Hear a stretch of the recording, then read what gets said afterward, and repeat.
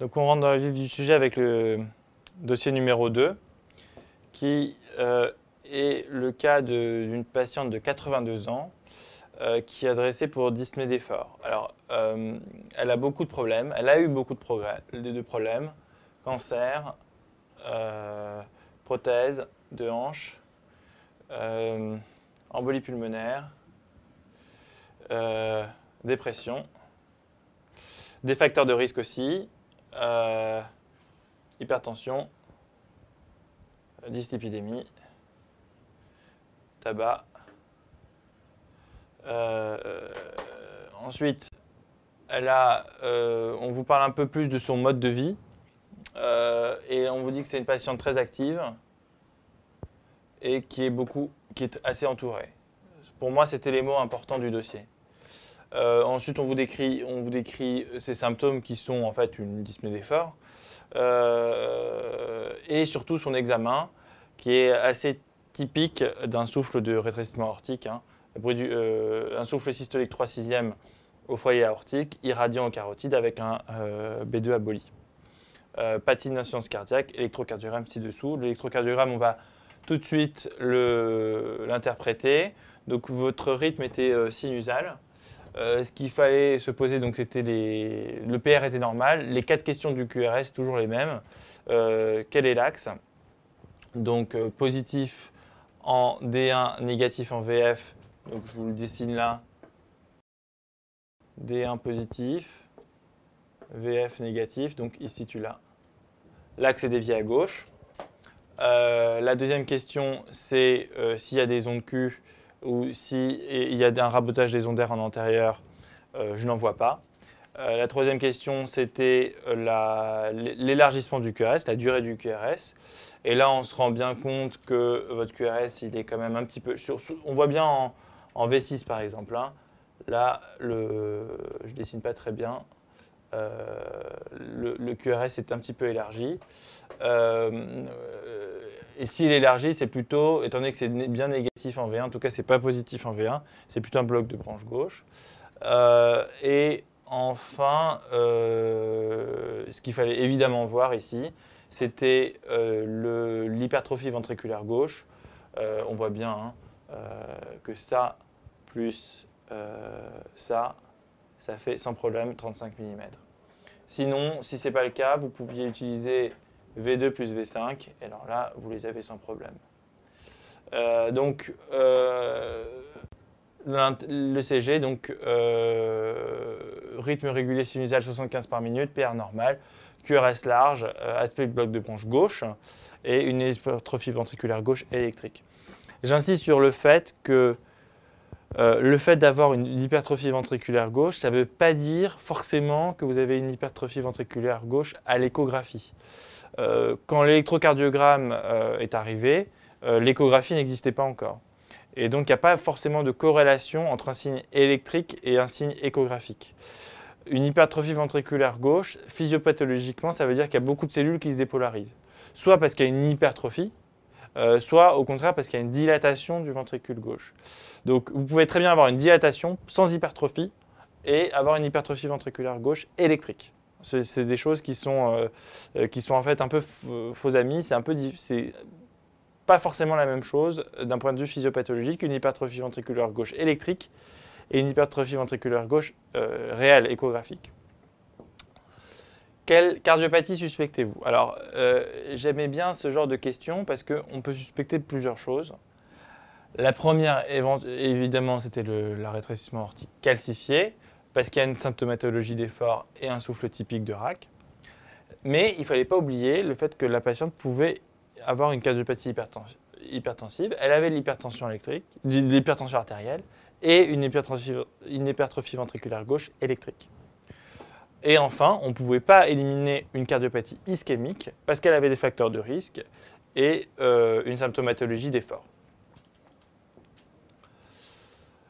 On vous donne l'échocardiographie, ventricule gauche non dilaté, hypertrophié, FEVG à 30%, une valve aortique qui n'est pas bicuspide, qui est tricuspide, qui est donc une morphologie normale, avec un gradient moyen et une de 30 mm de mercure, et une surface brute estimée à 0,73 cm².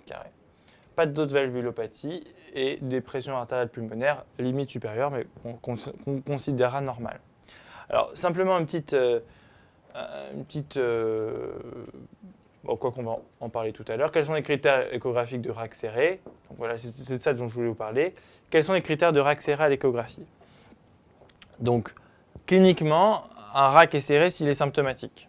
Le problème, c'est que cette patiente, elle peut avoir d'autres cardiopathies. En plus, elle était fumeuse, elle peut avoir une dyspnée pour une origine pulmonaire, par exemple. Donc, on s'est un peu aidé de l'échographie et maintenant, ça fait office de référence pour déterminer le caractère serré ou non d'un rétrécissement aortique. Alors, comment on fait? L'échographie, par le biais du Doppler, mesure des vitesses. Le Doppler ne sert qu'à mesurer des vitesses. Alors, il y a plusieurs manières de faire. Donc, comment, à partir des vitesses, on peut dire qu'un rétrécissement aortique est serré? Ça veut dire qu'il a une petite surface. Donc, c'est très simple. On peut mesurer, grâce à l'échographie, la surface sous la valve, la surface sous-valvulaire, la surface de la chambre de chasse ventriculaire gauche. Et on peut mesurer aussi les vitesses à ce niveau-là. De la même manière, on peut mesurer la vitesse, pas la surface, la vitesse au niveau du rétrécissement aortique lui-même. D'accord? Donc ça, c'est V2 par exemple. Et il y a une équation qui s'appelle l'équation de Bernoulli, qui vous dit que surface fois, le produit surface fois vitesse est toujours le même. Donc surface fois vitesse en noir égale surface fois vitesse en rouge. Il vous manque juste une inconnue qui est la surface en rouge, et c'est la surface de votre rétrécissement aortique. Donc voilà une des manières de dire de calculer la surface. Et si vous avez une surface à moins de 1 cm² ou 0,6 cm² par mètre carré de surface corporelle, vous avez un rétrécissement aortique qui est serré. Il y a une autre manière de voir si vous avez un RAC serré, c'est ce qu'on appelle l'index de perméabilité, c'est le troisième item. C'est en fait dire que plus le trou est serré, plus la vitesse est importante. Et si votre vitesse est en rouge, là, 4 fois plus importante que votre vitesse en noir, vous avez un index de perméabilité de moins de 25%, et ça signe un RAC serré. Enfin, vous avez une équation qu'il faut connaître, qu'il faut que vous ayez vue une fois. C'est le fait que les pressions, le gradient de pression, delta P, entre deux cavités, est égal à une constante fois la vitesse au carré. Si vous avez une vitesse, vous avez une pression. Donc, on peut calculer un gradient transvalvulaire à travers la valve aortique en calculant la vitesse à travers cette valve. Et si cette vitesse est importante, le gradient est important. Et si le gradient est à plus de 40 mm de mercure, à ce moment-là, vous avez un RAC serré. Donc voilà ce qu'il fallait répondre. Donc comment expliquer ces résultats? Donc je vous rappelle que le gradient était faible, il faisait 30 mm, et que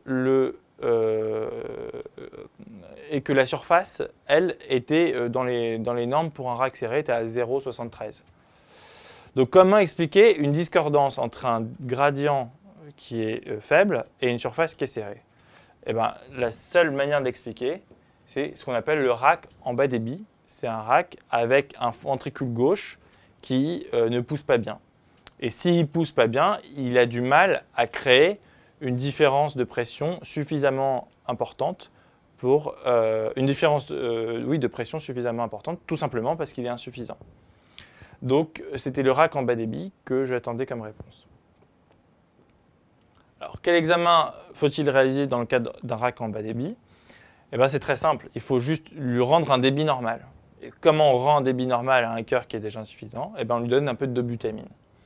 Donc, il fallait faire une échographie à la dobutamine pour améliorer le débit, retrouver un gradient qui est plus à 30 mais qui va monter au-delà de 40, et une surface qui reste toujours à 0,73, une surface qui n'est pas changée. On peut, avec la dobutamine, trouver d'autres profils. Je pense que c'est en dehors du programme. Donc, ce que j'attendais, c'était échographie de butamine pour recherche d'une réserve contractile. Une réserve contractile, c'est le fait que le débit peut s'améliorer sous dobutamine et qu'on retrouve un gradient normal puisque le cœur, de manière transitoire, peut pousser et créer un gradient suffisant. Quel examen aurait-on proposé si la patiente se disait complètement asymptomatique? Alors, j'ai posé cette question parce que c'est souvent le cas. Les patientes qui sont surtout assez actives, assez entourées, ne se considèrent comme pas trop malades. Donc, elles ont souvent tendance à minimiser leurs symptômes. Dans le cas d'une échographie qui est franchement en faveur d'un RAC serré et d'une patiente qui se dit complètement asymptomatique, il faut proposer une épreuve d'effort à la recherche de faux asymptomatiques. Et là, le plus souvent, les patientes décrivent une dyspnée, décrivent une douleur thoracique, éventuellement même peuvent syncoper, et on a notre diagnostic de RAC serré, et ça élimine en fait les faux asymptomatiques. Le bilan préthérapeutique d'une cardiopathie valvulaire qui va être probablement opérée est toujours le même. Donc je vous le dis, c'est groupe Rhesus RAI, une échographie transthoracique, une coronarographie pour voir l'état des coronaires s'il ne faut pas intervenir sur les coronaires dans le même temps chirurgical, une radiographie de thorax, des EFR, surtout si la patiente a été fumeuse, un panoramique dentaire et une radio des sinus pour rechercher un foyer infectieux. Dans la même idée, il faut faire une consultation URL et stomatologique ainsi que rechercher un portage nasal de SARM. Donc avec un petit écouvillon, on va rechercher des SARM qu'on envoie, enfin avec un petit écouvillon, on va badigeonner le nez de la patiente et envoyer ça à la bactérie, on va rechercher des SARM avec ça. Et si les SARM, si ça revient positif, on applique une pommade antibiotique avant la chirurgie. Une consultation anesthésie et ce qui était très important, c'est que maintenant, on n'évalue plus le risque chirurgical un peu au pif. On a des tables, des ABAC, ils s'appellent Euroscore ou STS Score, qui permettent, qui donnent en fonction de l'âge, du sexe, des comorbidités, du type de chirurgie qui va être réalisée, qui donnent le taux de mortalité post-opératoire. Donc la coronographie montre des lésions tritronculaires distales. Quel sera votre traitement? Donc traitement chirurgical parce que c'est un RAC serré symptomatique, en bas débit. Donc c'est le plus souvent un traitement chirurgical. L'idée c'est de faire un remplacement valvulaire aortique avec une valve biologique parce que c'est une patiente qui a plus de 80 ans, donc qui a très peu de chances d'avoir une réintervention pour une dégénérescence de cette valve. Et un triple pontage aorto-coronarien, le tout sous circulation extracorporelle. La patiente a entendu parler d'un traitement percutané et vous demande si elle peut en bénéficier. Que lui dites-vous? Depuis une petite dizaine d'années, on peut faire ce qu'on appelle une implantation d'une valve aortique par voie percutanée, c'est-à-dire qu'on passe par le plus souvent l'artère fémorale, qu'on remonte l'aorte et que là, on va implanter une espèce de gros stent qui est assorti d'une valve et qui va faire office de valve aortique. Ce traitement existe, marche, mais on le réserve pour l'instant aux patients les plus fragiles, donc ceux qui ont un Euroscore à 20%, avec ceux qu'on considère avec un risque opératoire majeur. Alors, est-ce que cette patiente faisait partie d'un risque opératoire majeur ou pas, étant donné qu'elle est quand même assez âgée, qu'elle a des comorbidités?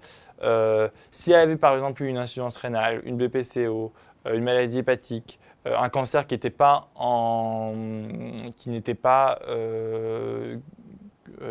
guéri, ça aurait fait partie d'un risque opératoire majeur. Je pense que cette patiente qu'on vous dit active, qu'on vous dit entourée, qui fait ses courses, je pense que cette patiente peut passer au bloc. Quels sont les grands principes du suivi de votre patient qui a reçu une prothèse biologique? Finalement, la prothèse biologique, il n'y a pas grand-chose. C'est l'auscultation pour voir si la prothèse ne fuit pas ou ne se resserre pas, un électrocardiogramme et une échographie à 3 mois. L'échographie à 3 mois sera l'échographie de référence et puis tous les ans. Quels documents remettre à une patiente porteuse d'une prothèse valvulaire? 2. Une carte de porteur de prothèse qui est remise à la sortie du service de chirurgie, qui donne le nom, le type de prothèse et la carte d'antibio-prophylaxie dans la mesure où elle est porteuse d'une prothèse. Maintenant, il n'y a pas besoin de traitement anticoagulant chez les porteurs de prothèses biologiques. On considère qu'on peut donner des traitements anticoagulants pendant 1 à 3 mois éventuellement, mais pas plus. Nous avons abordé le rétrécissement aortique, item 280, et les surveillances de porteurs de prothèses valvulaires, item 105.